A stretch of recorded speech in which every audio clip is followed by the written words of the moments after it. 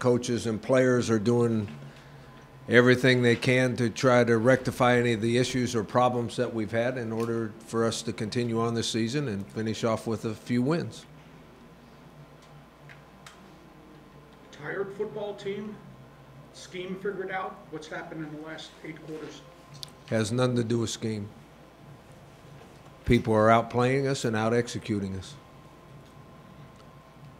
What they're doing on defense is no different than what we've seen all year long. They're moving their defensive linemen and linebackers a little bit more than they have in the past. They're stunning a little bit more than they have in the past. But other than that, the schemes where they line up and those type of things are exactly the same.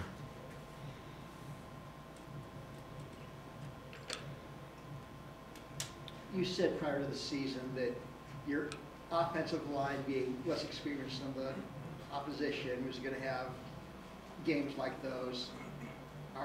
Were you expecting that to last this long, or were you expecting it to be a one-time event where they correct things? No, I think they're not performing as well now a little bit because of the twisting and stunting of the defensive linemen, but mostly because they're beat up. And it's hard for players to play as well or as at high a level if they're not 100%. And it's really difficult for a young player to play at a high level if he's not 100% because he's never had to do it before and he's trying to learn how to do it now. 4 of our 5 linemen that are playing in the game they've got ankles or hands or legs or shoulders, something that is not 100%. Some of them have 2 or 3 things that aren't 100%. So it's not structurally, because we x-ray them and MRI them and all that to make sure it's nothing that will harm them forever, but they're playing with things that hurt, and most of them have never had to do that before. That's a learned activity.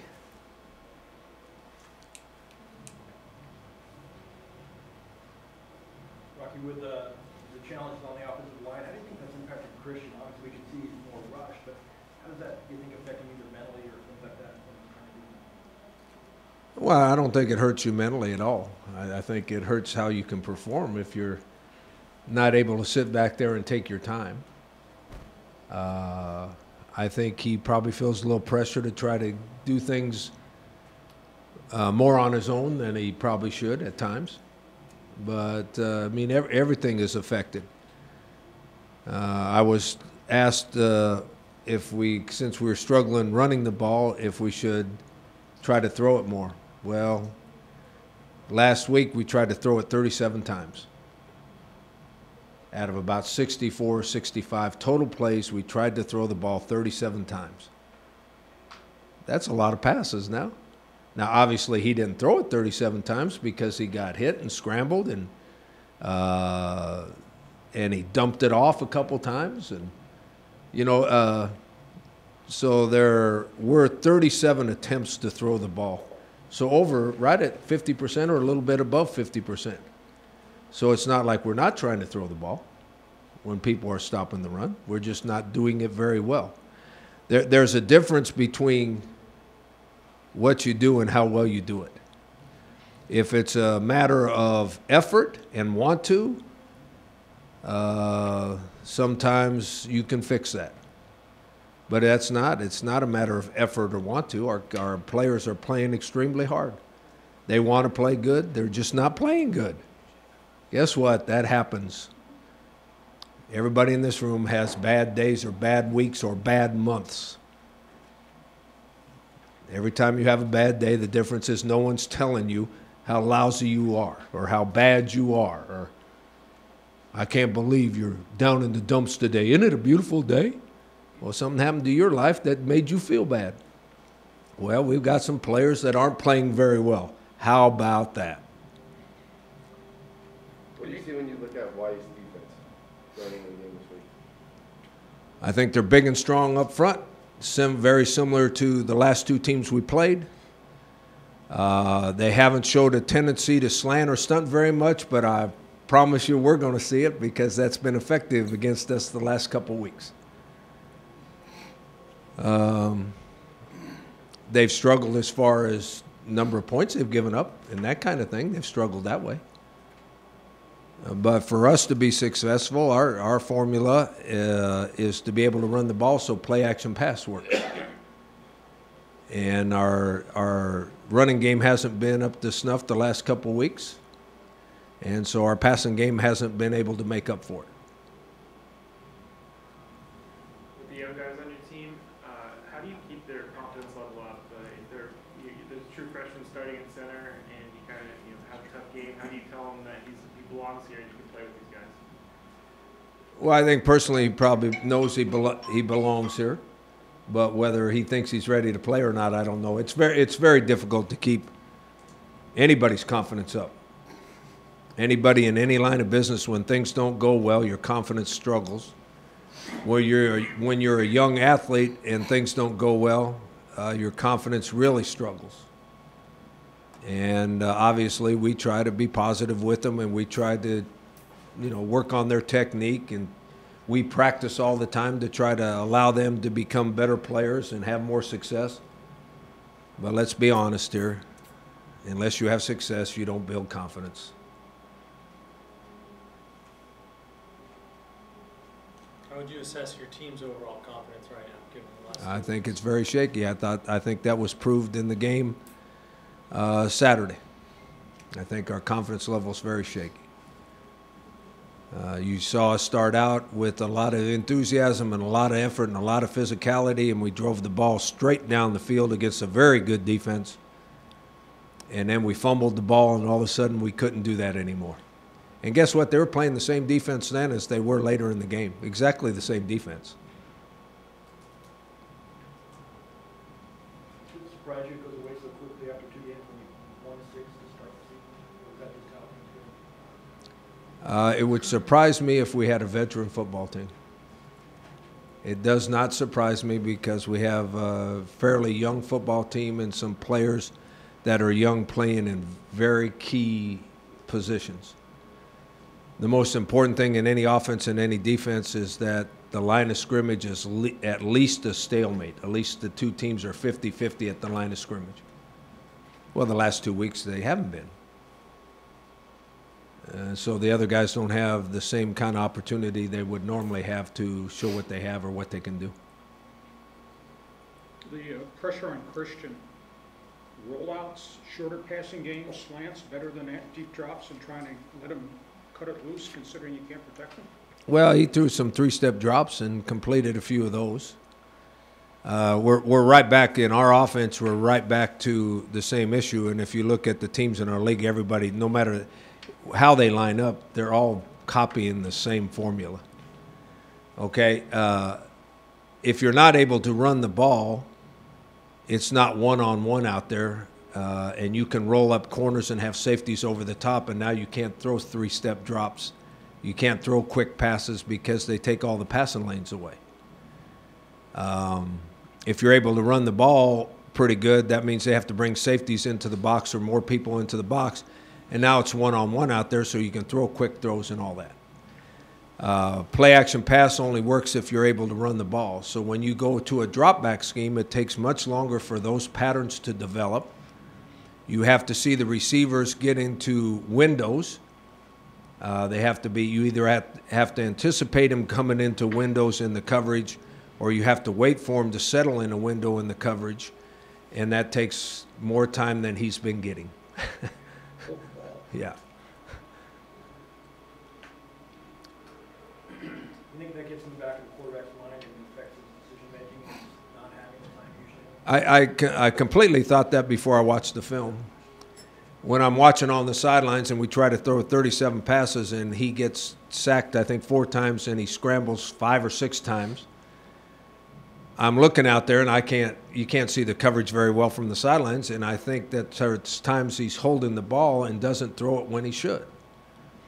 So I went in to watch the film expecting myself to be right. I was wrong. Out of 37 throws, there was 2 times he should have thrown the ball that he did not throw it.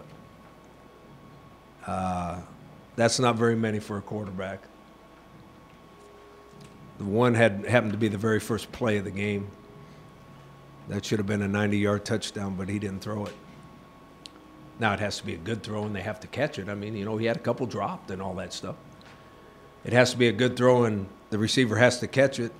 But if he throws that one, we've got a wide receiver that's 10 yards behind everybody on the very first play of the game. You talk about his confidence, and he's not getting gun shy. He's hanging in there. It doesn't seem like he is. No, I think he's playing confident. Yeah.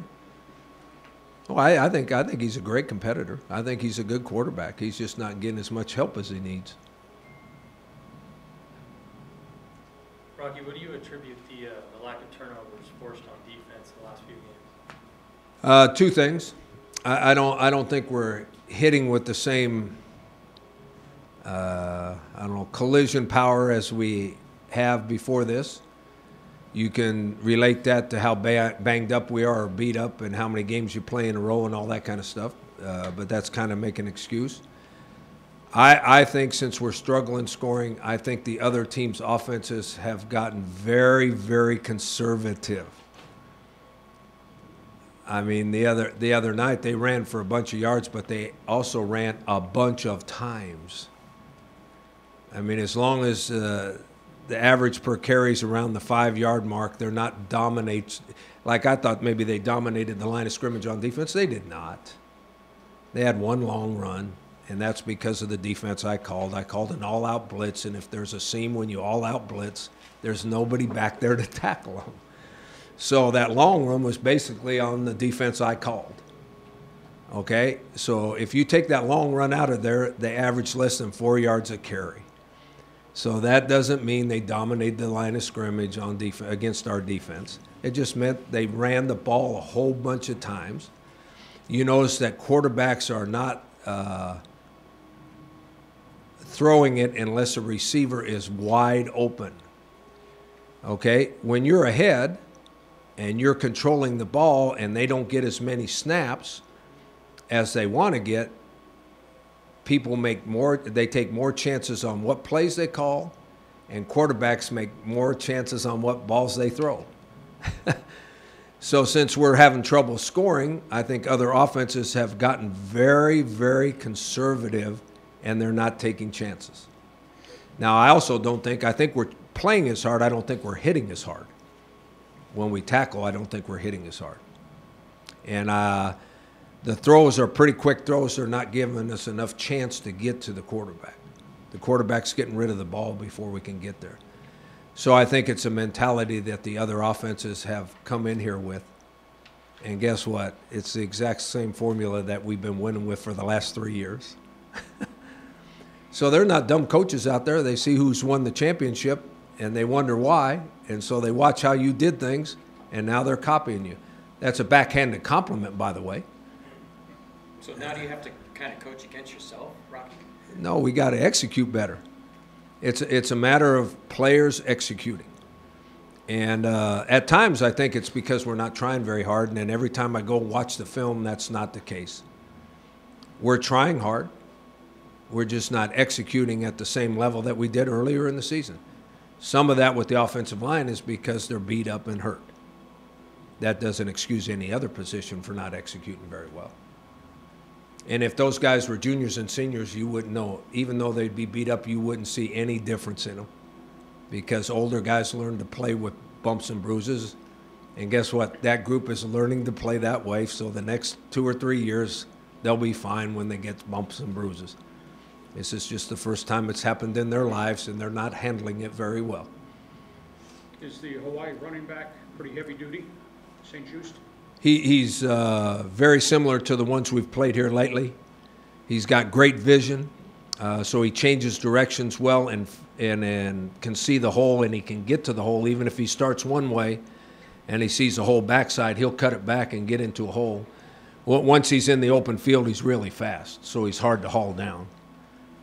And if the game is close, he's going to get the ball a whole bunch of the time. If they're behind, they won't run it very much. They'll throw it a lot.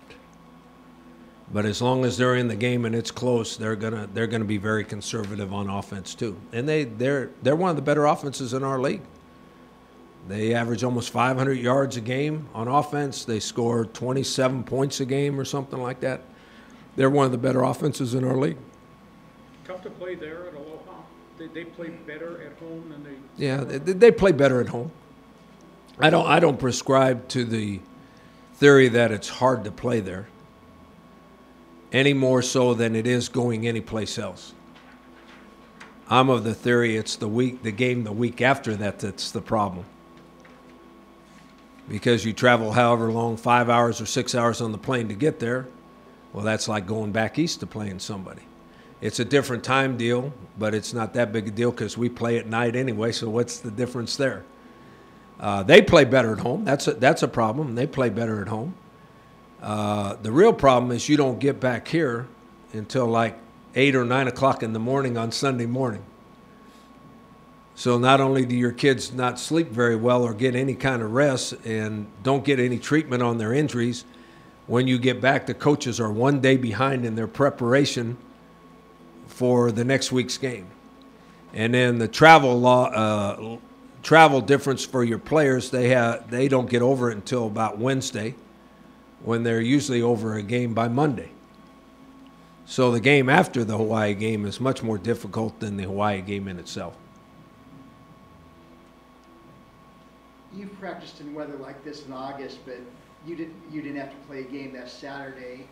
Are you taking any precautions in terms of practices with this weather? Well, we watch, our trainers watch over them really carefully, and obviously they get enough water every break. They can have as much water as they want. You know, I had planned, since we're going to play on turf and our grass field is getting torn up, I had planned to practice on turf this week. Well, we're not practicing on turf because of the heat. The turf field's 10 to 20 degrees warmer than the grass field is. So yesterday we went on the grass, and you know, San Diego's a nice place. The weather's unbelievable. It's 100 degrees out there, but it doesn't feel like it as long as there's a breeze. You know, if it's low humidity and the breeze is blowing, it's not hot. That's all mentality. Now, if it's high humidity and the wind's not blowing, it's hot as hell. Because you got so many guys dinged up, do you ever get to a point later in the season you take them out of pads and just do walkthroughs, or do you feel you got to practice at game speed and full gear, et cetera? No, we took them out of pads. We went one day in pads last week. We usually go two. That didn't seem to help any. We limit the number of collisions they have once you get about halfway through the season. We don't practice very long here anyway, but we do limit the number of semi-live reps that they get. At this age, they're pretty good at practicing without pads. I mean, they get their assignments down and stuff. They're pretty good at without pads. Yep. What do you think of Hawaii's quarterback, Drew Brown? I think he does a nice job, and he gives them a chance to win because he's an experienced guy. He gets them into good plays out of bad plays. He throws the deep ball or the fade route. He throws the fade route really, really well. Puts it in tight windows and that kind of stuff. They have a couple big old receivers too, tall guys that they can throw it up, back shoulder it, throw it up to them, and let them go get the ball. But what's really gotten them going is they're pretty good up front on offense, and they're running the ball really well. So that means you have to put guys closer to the line of scrimmage, closer. So there's a lot of one-on-one situations out there with DBs and receivers.